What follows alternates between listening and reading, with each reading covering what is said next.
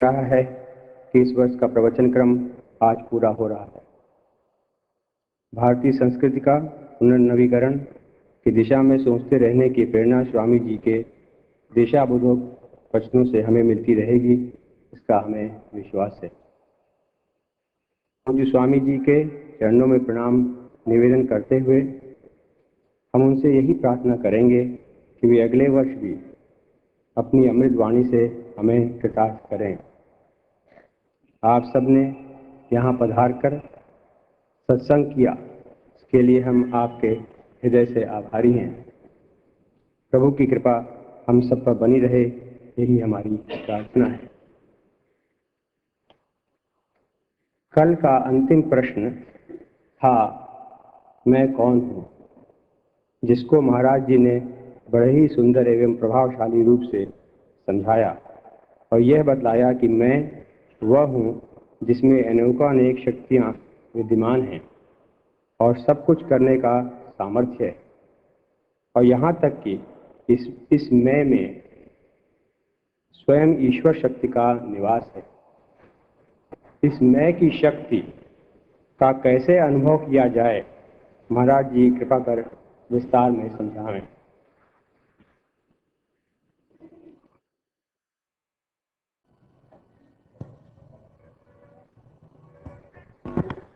नारायण नारायण नारायण नारायण।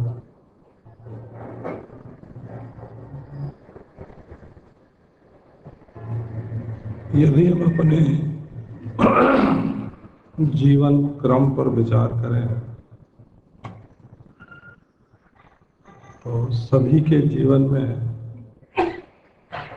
जागृत, स्वप्न, सुषुप्ति, ये तीन अवस्थाएं होती हैं। इसको उपनिषदों में इस ढंग से समझाया है कि जब हम जागते होते हैं तो जैसे ऑफिस में काम कर रहे हो, वहाँ का लेना देना, वहाँ के पाप पुण्य, वहाँ के पाप पुण्य का फल, जो कुछ जागृत में होता है उसकी गिनती रखी जाती है। एक दूसरी अवस्था अपने जीवन में आती है, उसको बोलते हैं प्रयोगशाला।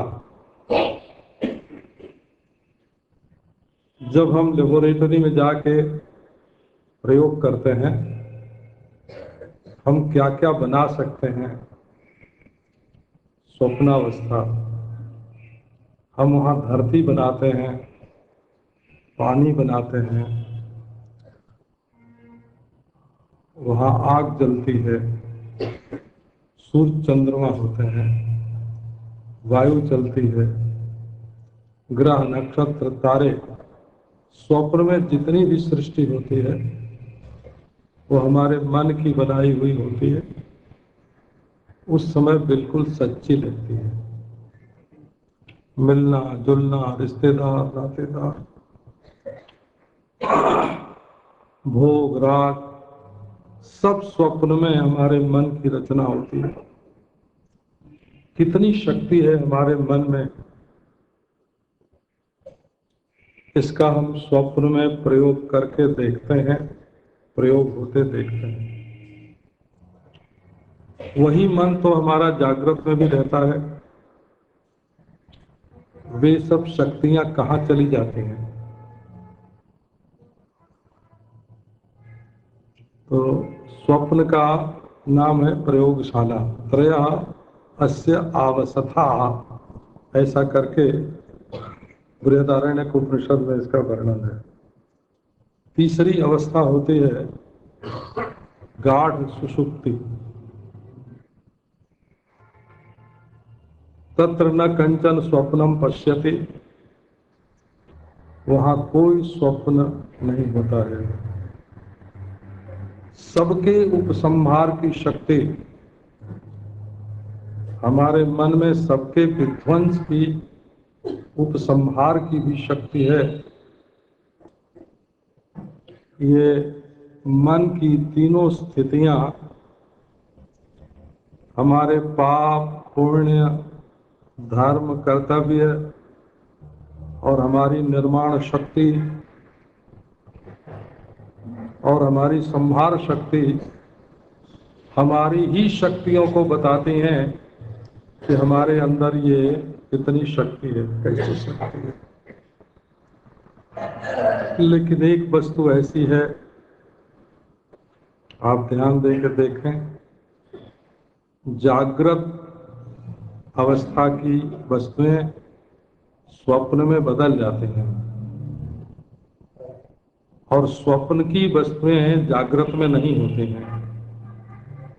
जागृत में स्वप्न नहीं, स्वप्न में जागृत नहीं, और सुषुप्ति में दोनों नहीं,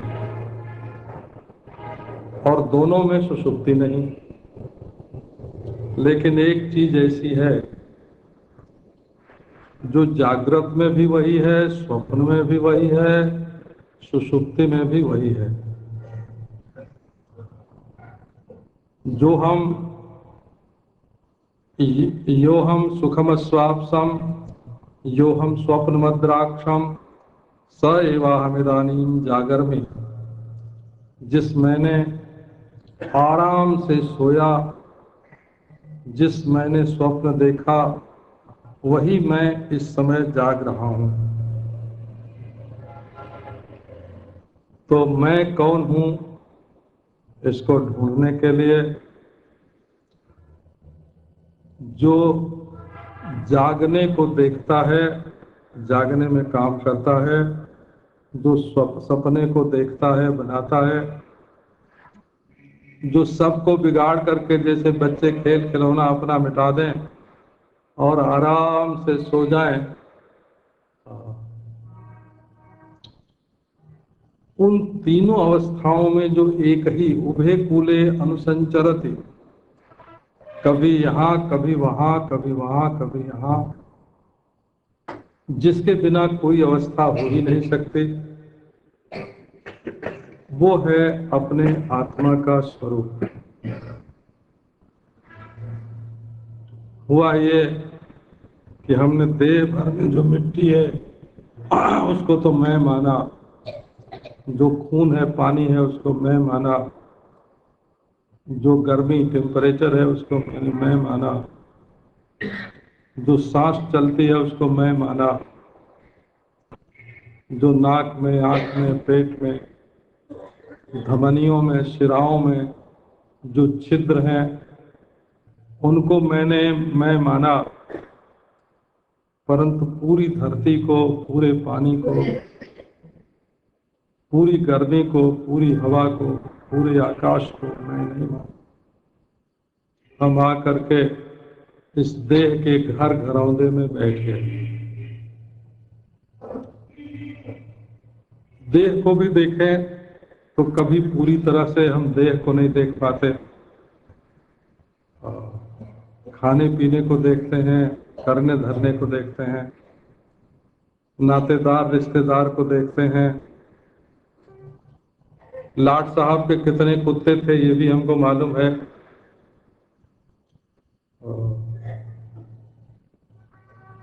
बकिंघम पैलेस में क्या क्या होता है वो हमको मालूम है। रसिया अमेरिका में क्या क्या होता है वो हमको मालूम है। परंतु इस नन्हे से देह में हमारा मैं इतना आबद्ध हो गया है, इतना फंस गया है, इसकी ओर कभी देखते ही नहीं। चक्षुर्जथैवा कृतयः पुरस्तात्, जिन दुनिया की चीजों को हम देखते हैं वे हमको नहीं देख पाते। आंख की पुतली सबको देखती है, परंतु हम अपनी आंख की पुतली को नहीं देख पाते। हेरनहार हैरान, रहीमन आप ही आप में, बिंदु में सिंधु समान सुनी कोई अचरज ना करे। हेरनहार हैरान, रहीमन आप ही आप में, एक बूंद में समुद्र समाया हुआ है। आश्चर्य मत कीजिए, ये जो सबको देखने वाला है, जानने वाला है, जिसके बिना ईश्वर परमेश्वर की भी सिद्धि नहीं हो सकती, वही अपने को खो चुका है। हेरनहार हैरान, रहीमन आप ही आप में। इस देह में आप कभी देखें, ये हड्डी मांस चाम का बना हुआ शरीर है। एक एक हड्डी के जो टुकड़े हैं वो शिव रूप हैं, शिव की मूर्ति है। एक एक जो मोड़ है शरीर में वो रा है, राम की मूर्ति है। जितने मोड़ होते हैं उनसे रेप बनता है। अच्छा, जितने कोण बनते हैं उनसे सब त्रिकोण बनता है। जैसे श्री यंत्र में या दूसरे यंत्रों में बहुत से त्रिकोण होते हैं, वैसे इस शरीर में बहुत से त्रिकोण हैं।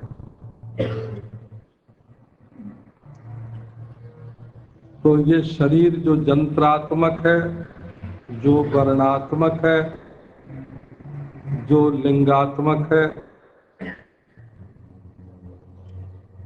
हड्डी मांस एक। अब इस हाथ को, हाथ समझो हड्डी मांस का है, तो हम इसको हिलाते हैं। तो हिलाने वाली शक्ति क्या है? वो प्राण है। तो शरीर जब लकवा लग जाता है, प्राण शिथिल हो जाता है, तो हमारे समेटने से और फैलाने से हाथ नहीं फैलता है। मन तो रहता है, मन होता है कि हम अपने हाथ को फैलावें और समेटें, लेकिन हाथ भी है, मन भी है, शरीर फैलता और सिमटता क्यों नहीं है? तो प्राण शक्ति शिथिल हो गई है। तो ये जो हाथ है इसको कहते हैं अन्नमय कोश, और जो इसको हिलाने डुलाने वाली शक्ति है उसको कहते हैं प्राणमय कोश। वो कैसे काम करता है कि हमारी इच्छा शक्ति से। जब हम कहते हैं फैलाओ तो फैलावे, समेटो तो समेटे। और ये इच्छाएं जो हैं ये होती हैं अनेक। तो जिस काम को हम अच्छा समझते हैं उसकी इच्छा करते हैं पाने के लिए, और जिसको बुरा समझते हैं उसके लिए इच्छा करते हैं छोड़ने के लिए। परंतु इच्छाएं अनेक हुआ करते हैं। आज तक किसी ने अपनी इच्छाओं की गिनती करके पार नहीं पाया है। ये जो बाजार में चीजें टंगी रहती हैं, दुकानों में शोरूम बनाए जाते हैं, वो सब क्या है? वो हमारी मांग है, वो हमारी इच्छा है।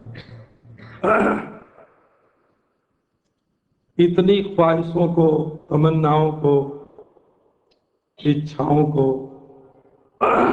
हम अपने भीतर भर करके बैठे हुए हैं, इनकी गिनती नहीं हो सकती। लेकिन इनमें हमारा जो अहम है वो एक है। तो हड्डी मांस चाम का शरीर अलग है, इसको हिलाने डुलाने की क्रिया अलग है। इसको शास्त्र की भाषा में अन्नमय, प्राणमय, फिर इच्छाएं अलग है मनोमय। इसके भीतर भी बुद्धि है, और बुद्धि के भीतर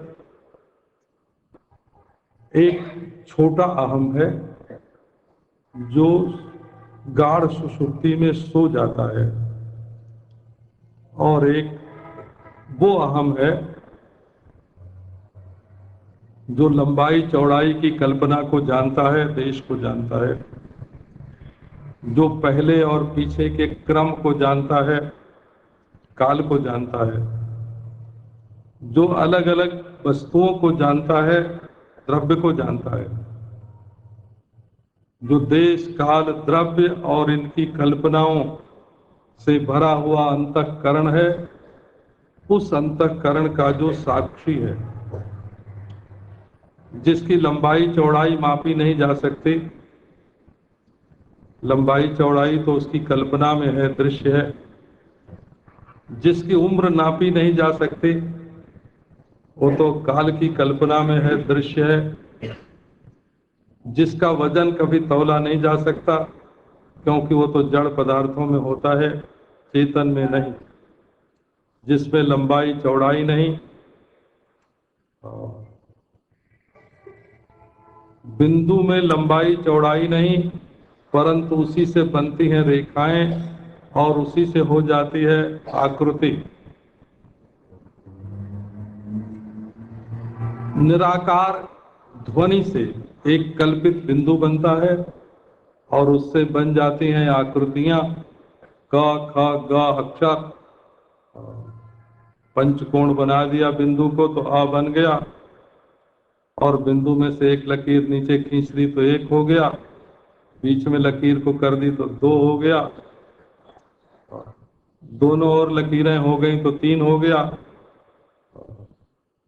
इस तरह से उस बिंदु से जिसमें लंबाई चौड़ाई नहीं है, सारे स्वर वर्ण बन जाते हैं, सारी रेखाएं बन जाती हैं, रेखाओं से आकृति बन जाती है, और हम बिना सोचे विचारे इस कल्पित आकृति को अपना मैं मान बैठते हैं।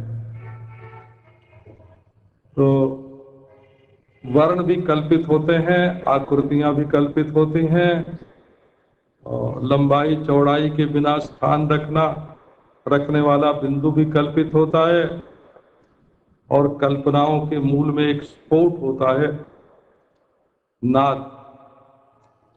परंतु जो चेतन इन सबको प्रकाशित कर रहा है, जिसके सामने राम कृष्ण शिव आके बोलते हैं वर मांगो, नारायण जो संपूर्ण विश्व को प्रकाशित कर रहा है, वो परमेश्वर जिसके होने से सिद्ध होता है, उसका नाम होता है आत्मा। न ताम्यति, वो कभी थकता नहीं।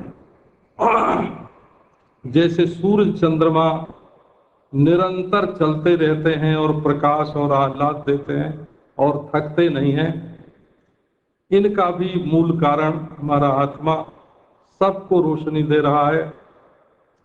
ईश्वर है वही मानता है, गुरु है वही मानता है, सृष्टि है वही मानता है, इसकी उत्पत्ति स्थिति प्रलय हुई वही मानता है।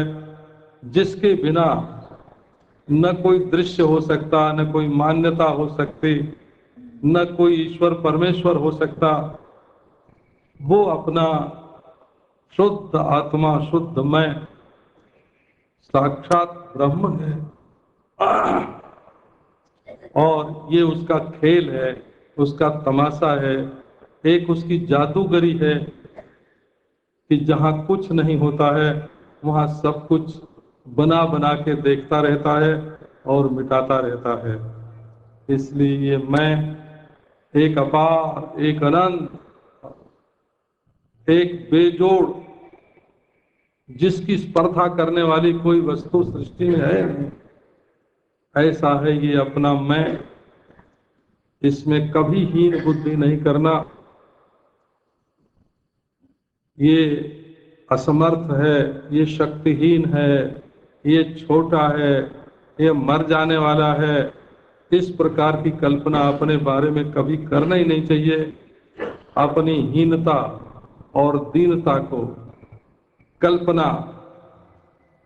कल्पना में फेंक दो, वो केवल जल्पना है, और अपना स्वरूप ऐसा है परिपूर्ण कि तुम्हारे लिए असंभव नाम की कोई वस्तु ही नहीं है, क्योंकि सारे असंभव तुम्हारे स्वरूप में झूठ मूठ कल्पित होते हैं और सारे संभव भी कल्पित होते हैं।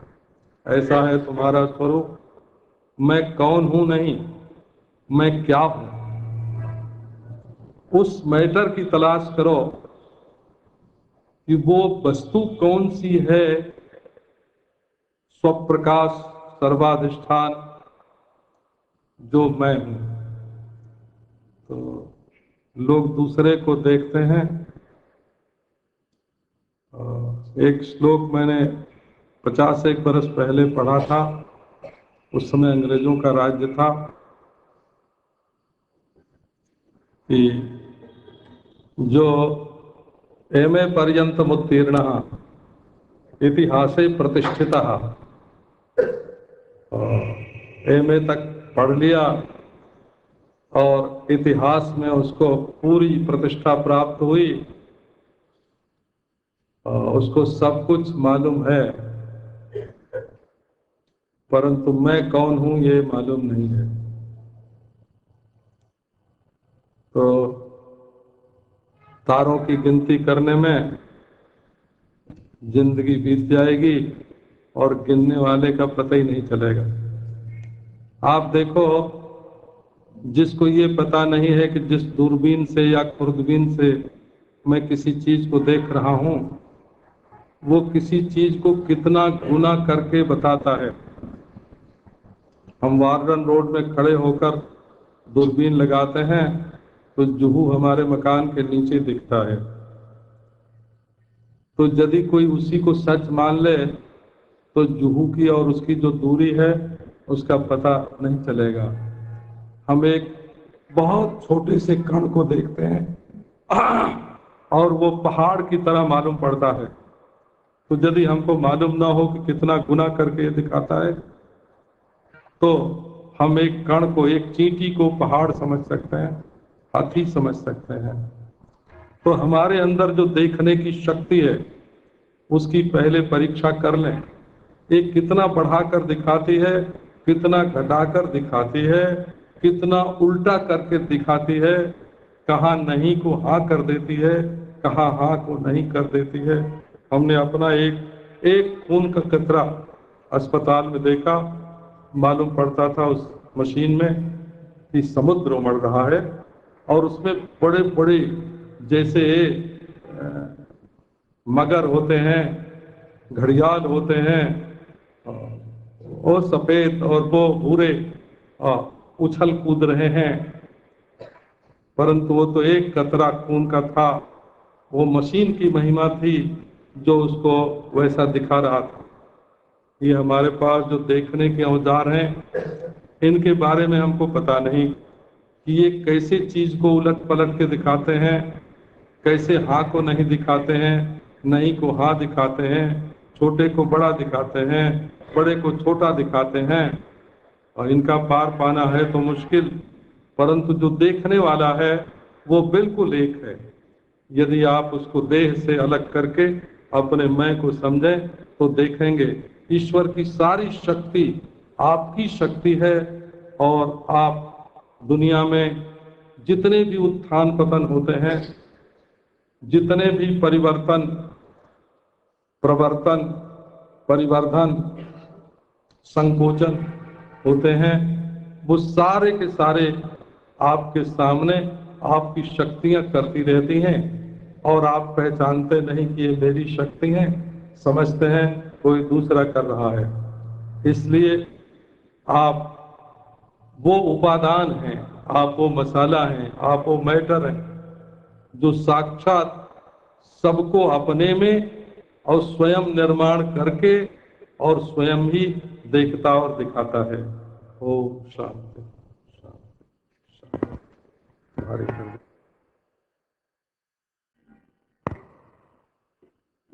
यदि मनुष्य अपने किए का फल पाता है और बिना कुछ किए कुछ भी नहीं मिल सकता, तो फिर ईश्वर की कृपा का क्या अर्थ?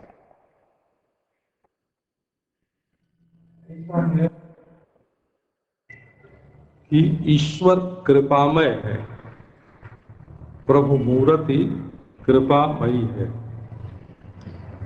और ये जो दिखता है और जो देखना होता है और जो देखता है, ये सब का सब ईश्वर की कृपा है। हम लोग जरा ईश्वर की कृपा को पहचानने में गलती करते हैं।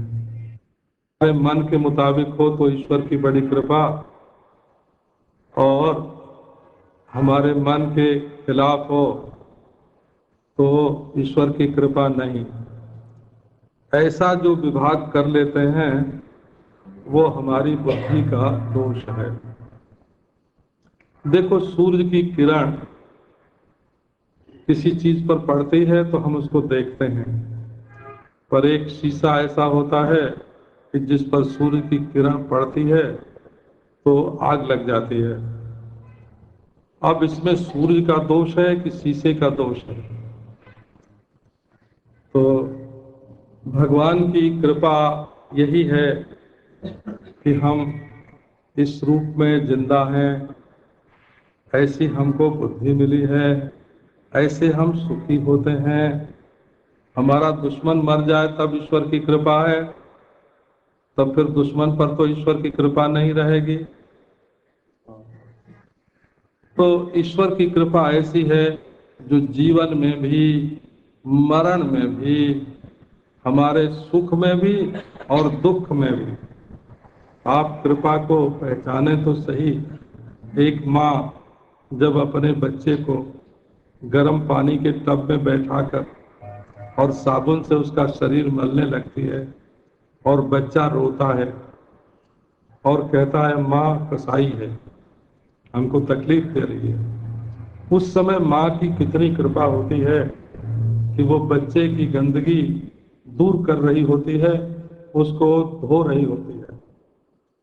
शायद ये शब्द सब जगह न चलता हो, हमारे गांव का है। एक संधाना बनाते हैं, एक नाद होती है, उसमें घर घर का कूड़ा कर पानी डाल के रखते हैं। जब रात को उपलों पर या लकड़ी पर रसोई बनती है और बर्तन जल जाते हैं, काले हो जाते हैं, तो उनको रात को खाने पीने के बाद उसमें डाल देते हैं और सवेरे उठ के और 2 हाथ मारा उसके ऊपर और बिल्कुल मैल सब छूट जाती है।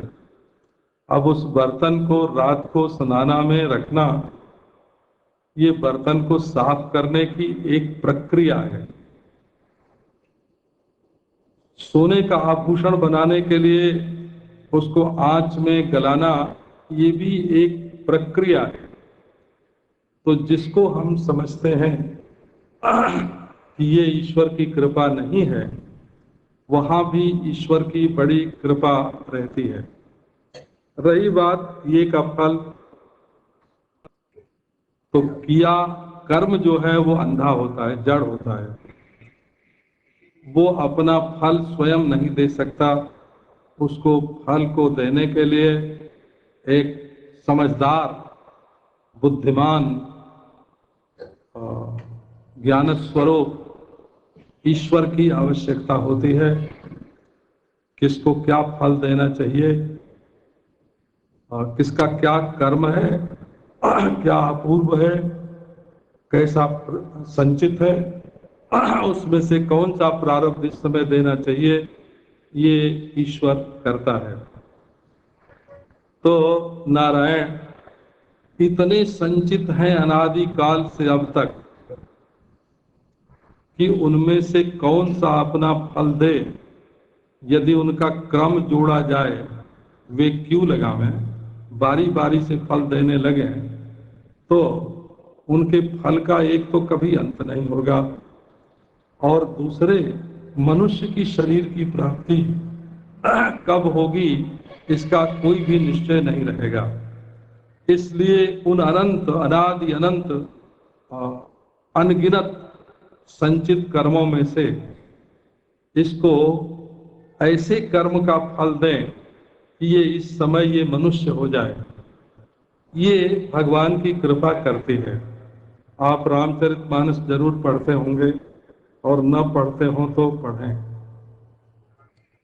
कबहु करि करुणा नर देही, देत ईस बिनु हेतु स्नेही, नर तनु भव बारिधि कह बेरे, सन्मुख मरुत अनुग्रह मेरे। तो कबहु करि करुणा नर देही, देत ईस बिनु हेतु स्नेही, वो आपके किसी कर्म से प्रसन्न होकर के नहीं, जो उसी के स्वरूप हैं आप, इसके कारण जो अहेतुक स्नेह है आपके ऊपर, अपने स्वरूप समझ करके नारायण भगवान करुणा करके मनुष्य का शरीर देते हैं। यदि कर्म की बारी से आपको मनुष्य का शरीर मिलता तो पता नहीं कब मिलता, कितनी देर लगती, लेकिन बिना बारी के ही, बिना क्रम के ही ईश्वर ने करुणा करके आपको मनुष्य का शरीर दिया है। ये मनुष्य भगवान का विशेष कृपा पात्र है। क्यों? इस शरीर से ही भगवान की प्राप्ति की जा सकती है।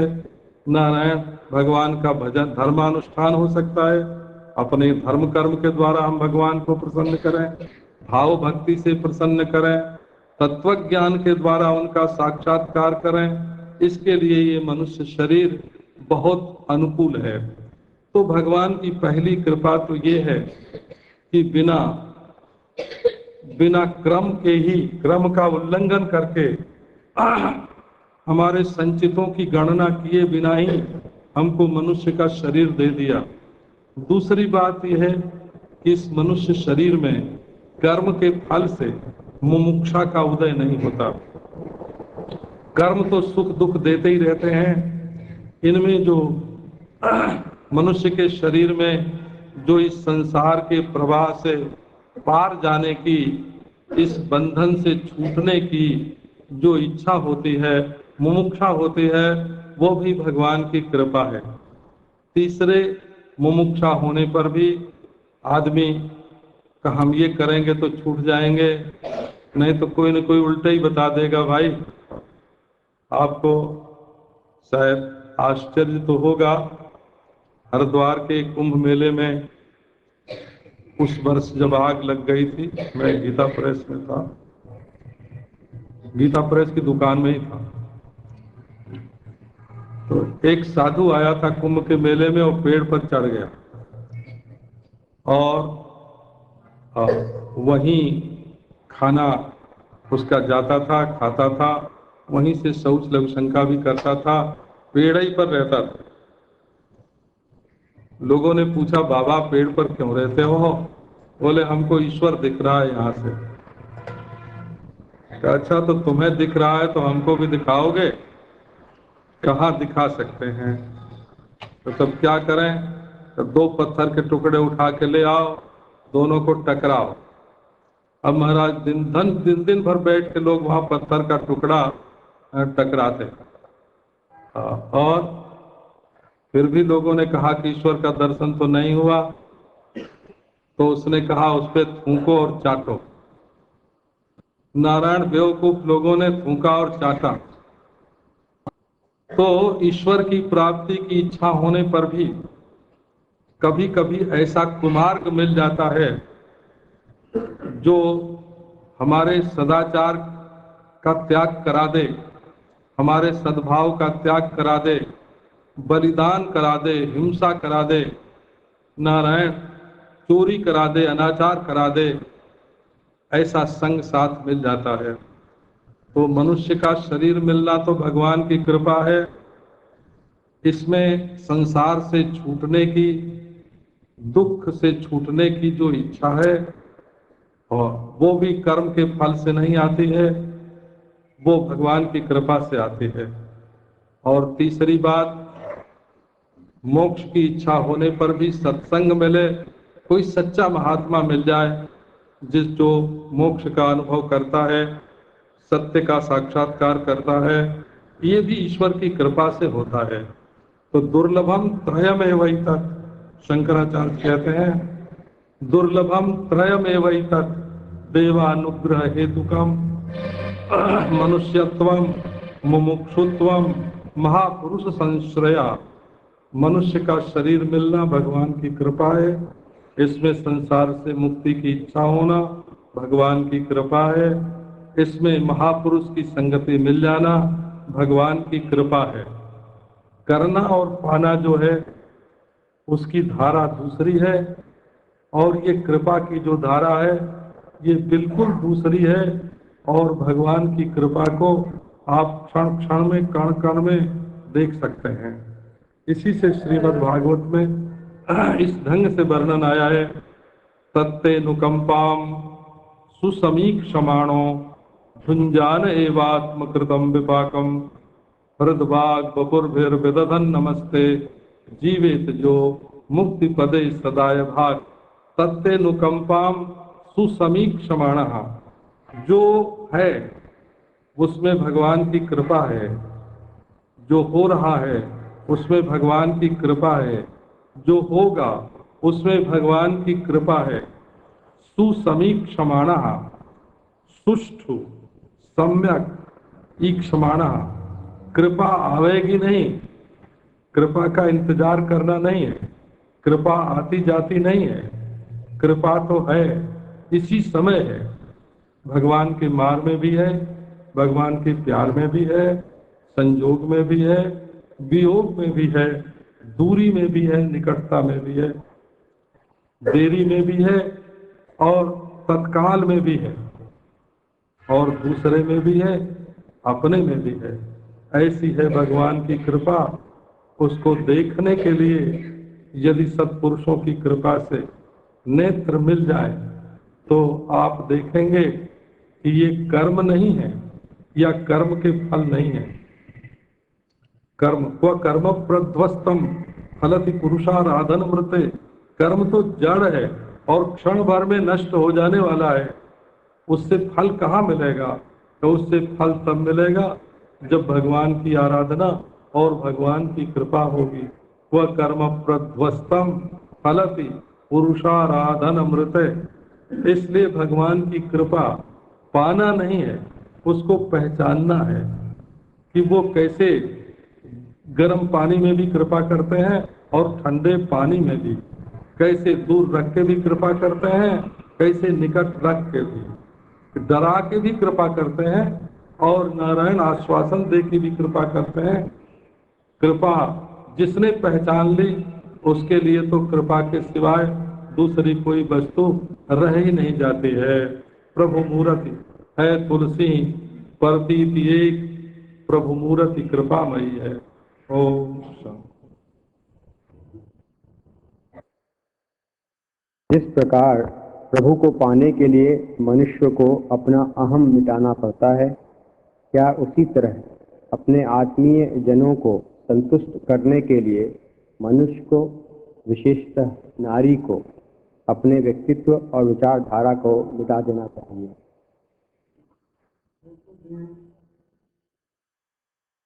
जो बनते हैं वो बिना अहम के बन सकते हैं क्या? ये मेरे हैं, आत्मीय माने मेरे। तो बिना मैं के तो मेरा बन ही नहीं सकता। इसलिए संसार की किसी भी वस्तु के लिए या व्यक्ति के लिए अपने मैं को मिटाया नहीं जा सकता। जो मैं को मिटावेगा सो कौन? क्या उसका नाम मैं नहीं होगा?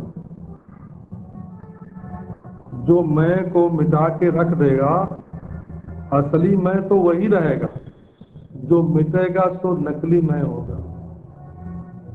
इसलिए आत्मीय के लिए आत्मा को मिटाना नहीं होता है, बल्कि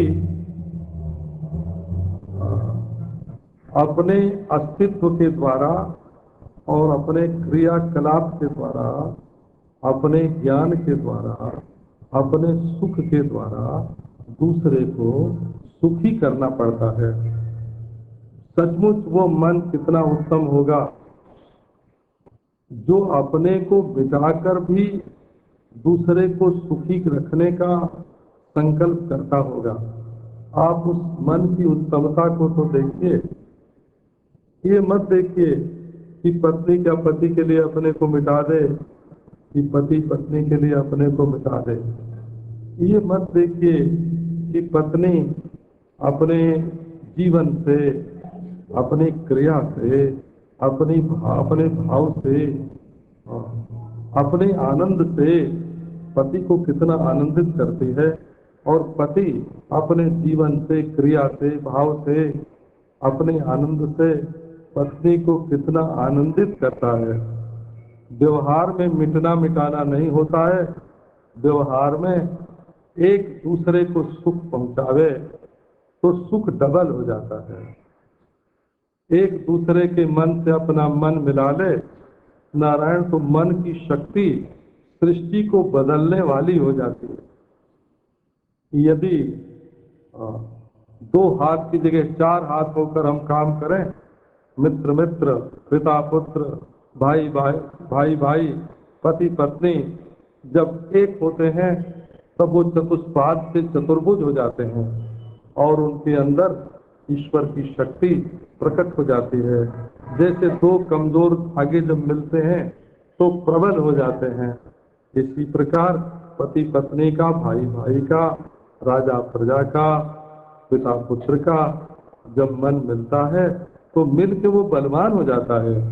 ये मिटाने का कहाँ प्रश्न है, ये तो दूध पानी को मिला के बढ़ाने का प्रश्न है। इससे न पत्नी मिटती है न पति मिटते हैं, दोनों की शक्ति बढ़ जाती है। आप क्या वासनाओं को मिटाने को या कम करने को अपना मिटाना समझते हैं? तो भाई मेरे, फिर तो समझ बढ़ानी पड़ेगी।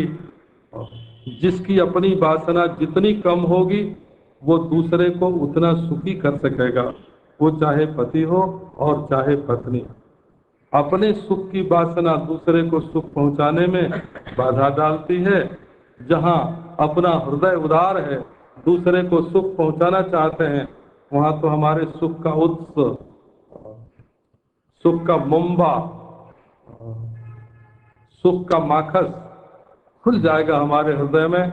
कुएं में से पानी निकालो, लोगों को पिलाओ, देखो कुएं में से और मीठा पानी और ठंडा पानी आता जाएगा। आपके हृदय का जो सुख है वो सारी दुनिया को सुखी बनाने के लिए है, उसमें अपने अहम को मिटाने का कोई प्रश्न नहीं है। अहम को इतना बढ़ा दीजिए कि सारी सृष्टि आपके अहम के भीतर आ जाए, या अहम को परमात्मा के साथ मिला दीजिए तो परमात्मा ही रहे। छोटी मोटी चीज के लिए अहम को मिटाना केवल ख्याली होता है, असल में नहीं मिटता है। राजा बलि ने अपना लोक दिया भगवान को, परलोक दिया भगवान को, दो पाँव में भगवान ने उसको बांट लिया, एक पाँव में लोक एक पाँव में परलोक, और बिगड़े बलि पर। और कि तुमने 3 पाँव देने की प्रतिज्ञा की थी, तेरी प्रतिज्ञा टूट गई, जा नरक में जा।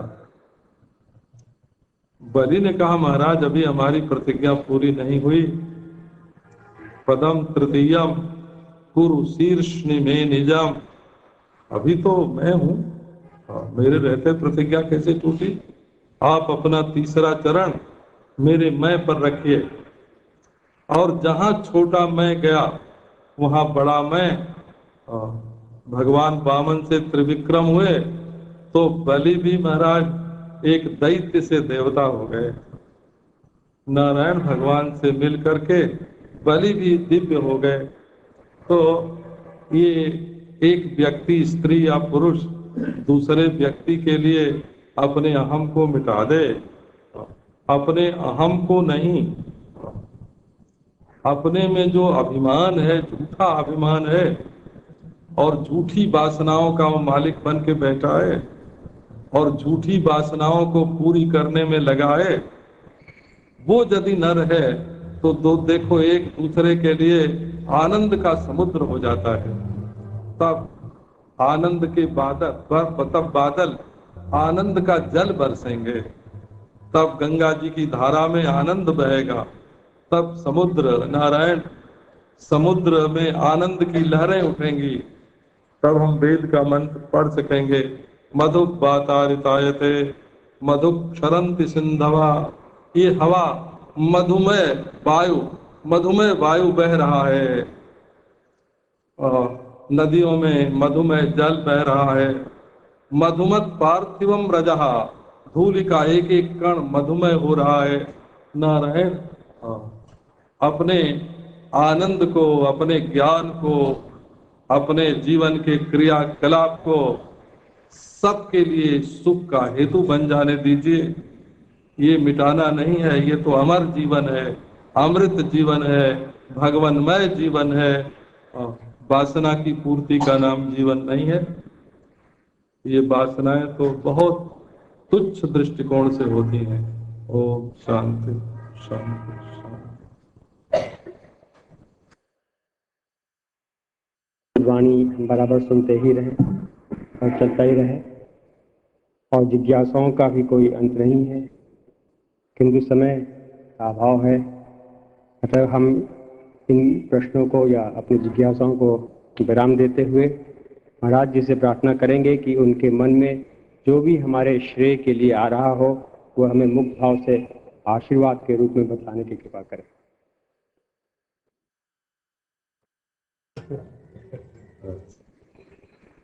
अच्छा भाई, देखो, पहले हम कल्पना करें कि तुम्हें श्रेय प्राप्त नहीं है। ये सबसे पहला अपराध हमको करना पड़ेगा। तुम तो स्वयं श्रेय स्वरूप हो। तुम्हारे रूप में परमात्मा है और तुम्हारे लिए कहीं बंधन नहीं है। तुम मुक्त स्वरूप हो, परमानंद स्वरूप हो, ज्ञान स्वरूप हो, अविनाशी सत स्वरूप हो। इस बात को यदि न भी बोले तो तुम उसी परमात्मा के एक अंश हो, और जैसा अंशी होता है वैसे ही अंश होता है। इसलिए हम दूसरे को जब उपदेश करने चलते हैं तो सबसे बड़ा अपराध हमसे ये होता है कि हम दूसरे को पहले अज्ञानी मान लेते हैं या ईश्वर से अलग मान लेते हैं, दुखी मान लेते हैं, तो हमारा हृदय भी दुखाकार हो जाता है। नारायण, सबसे उत्तम श्रेय यही है कि हमारे मन में दूसरा कोई बुरा न दिखे। यदा न कुरुते भावम सर्वभूतेषु पापकम कर्मणा मनसा वाचा स धर्मम वेद जाजले। एक जाजली उपाख्यान है, महाभारत में भी है, बृहद नारदीय पुराण में भी है, बृहद धर्म पुराण में भी है। कहते हैं कि जाजली धर्म का रहस्य किसने जाना? कि जो दुनिया में किसी को कर्म से, मन से, वाणी से पापी नहीं देखता है, जो किसी को बुरा नहीं देखता है, जिसके हृदय में सदा सद्भाव बना रहता है, तो हमारे लिए सबसे बड़ा श्रेय ये है कि जिस सर का है ये बाल उसी सर में जोड़ दें। जिस परमात्मा से ये सृष्टि हुई है, जो इसमें उपादान मसाला मैटर के रूप में भरपूर है, सचमुच ये जो है उसको हम वैसे ही देखें, वैसे ही अनुभव करें, यही परम कल्याण है। सब में यहाँ तक भागवत में लिखा कि प्रणमे दंडवत भूमौ आश्व चांडाल गोखरम।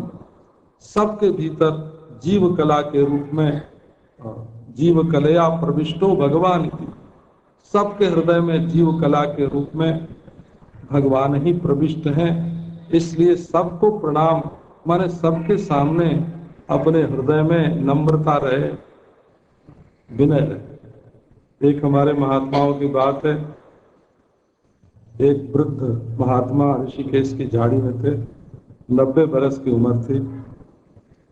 जब उनके अंत का समय आया तो शिष्यों ने पूछा, महाराज आप अपना कुछ अनुभव हम लोगों को दे जाइए। महात्मा ने पूछा, बेटा हमारे मुंह में दांत हैं? बोले नहीं महाराज, वो तो कब के टूट गए। जीभ है? कहा महाराज जीभ तो है। तो हमारा अनुभव यही है कि जो दुनिया में कड़ा होता है वो टूट जाता है, और जो नरम है, कोमल होता है, वो बना रहता है। तो सबसे ज्ञान दृष्टि से सब परमात्मा का स्वरूप है। ये एक ज्ञान हुआ, और वो हमारे व्यवहार में कैसे उतरता है आप ध्यान दें। सबके हृदय में परमात्मा है, उस पर हमारी नजर कैसे जाती है इस पर ध्यान दें। जब हम पढ़ते हैं सो अनन्य जाके अस मति न टरे हनुमंत, क्या है? मैं सेवक सचराचर रूप राशि भगवंत। आप इसके अर्थ पर थोड़ा सा ध्यान दें। मैं सेवक हूँ और सचराचर पेड़ पौधा मकान मिट्टी पानी सहित सब जड़ चेतन चराचर परमात्मा का स्वरूप है। ये तो हुई मेरी दृष्टि। अब आप अपनी दृष्टि भी ऐसी बनाइए। मैं सेवक सचराचर रूप राशि भगवान। तो जब आपकी ऐसी दृष्टि होगी तब मैं भगवान के रूप में मालूम पड़ूंगा, और जब मेरी ऐसी दृष्टि होगी तब आप भगवान के रूप में मालूम पड़ेंगे। तब किसी के लिए कोई भगवान के सिवाय दूसरा नहीं रह जाएगा। इतने सद्भाव की दृष्टि। आप लोग तो बड़े बड़े विज्ञान पढ़ते हैं, नारायण, बड़े बड़े इतिहास पढ़ते हैं, कहाँ किसकी कब्र बनी है इसकी खोज करने के लिए लोग अपने जीवन के अनेक वर्ष गुजार देते हैं, और कि कश्मीर में ईसा की कब्र है कि नहीं, और नारायण केदारनाथ में शंकराचार्य की कब्र है कि नहीं। हाँ, इन बातों को ढूंढने में हमारे जीवन के कितने अमूल्य क्षण वर्ष बीत जाते हैं, लेकिन जो है उसको हम नहीं पहचानते हैं। जैसे हमारे हृदय में आत्मा है वैसे सबके हृदय में, जैसे हम अपना भला चाहते हैं वैसे सबका भला चाहना चाहिए।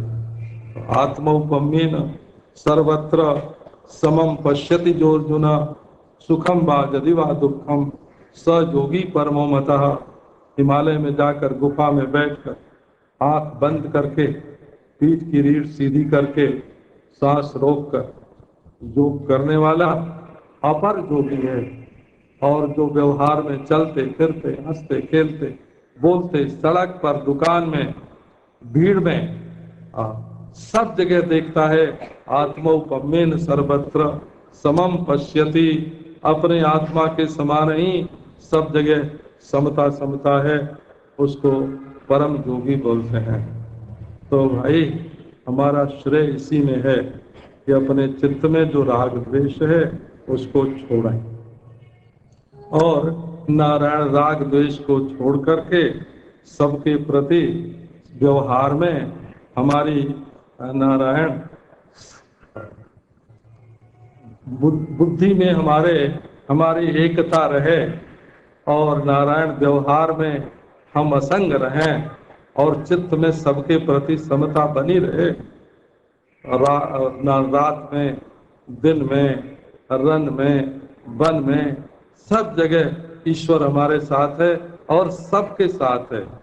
उस ईश्वर को हम दिल में लिए लिए घूमते हैं, अपनी आंखों में भर कर घूमते हैं। जहां देखें जो करें भगवान की पूजा, जहां चले परिक्रमा, नारायण जो भी संग्रह विग्रह भाव पराभव है सब में परमात्मा का दर्शन हो। हम किसी को हीन न समझें, दीन न समझें, किसी का अपमान न करें, किसी को पराया न समझें, ऐसी हमारी दृष्टि बने। इसके लिए भगवान की पूजा करो। एक मार्ग है वो भी, भगवान का नाम लो, एक मार्ग है वो भी। ये जिद मत करो कि जिस रास्ते हम चलते हैं वही ठीक है। सब लोग अपने अपने रास्ते से अपनी अपनी जगह से ठीक चल रहे हैं। किसी को नारायण परमात्मा की सत्ता ज्ञान आनंद से रहित मत समझो। सब में उसी की सत्ता, उसी का ज्ञान, उसी का आनंद, उसी की परिपूर्णता व्याप्त हो रही है। तो भाई श्रेय का जहां तक प्रश्न है, अपने दिल को बढ़िया बनाओ। दुनिया बढ़िया बने कि न बने, राज्य बढ़िया बने कि न बने, राजनीति बढ़िया बने कि न बने, अपना दिल न बिगड़ने पावे, सबसे बढ़िया श्रेय का उपाय यही है, रक्षत रक्षत कोशानामपि कोशम हृदयम यस्मिन् सुरक्षिते सर्वम सुरक्षितम स्यात्। बचाओ बचाओ सब खजानों के खजाना अपने दिल को। यदि आपका दिल सुरक्षित रहेगा तो सारी सृष्टि सुरक्षित रहेगी। ओम शांति शांति शांति।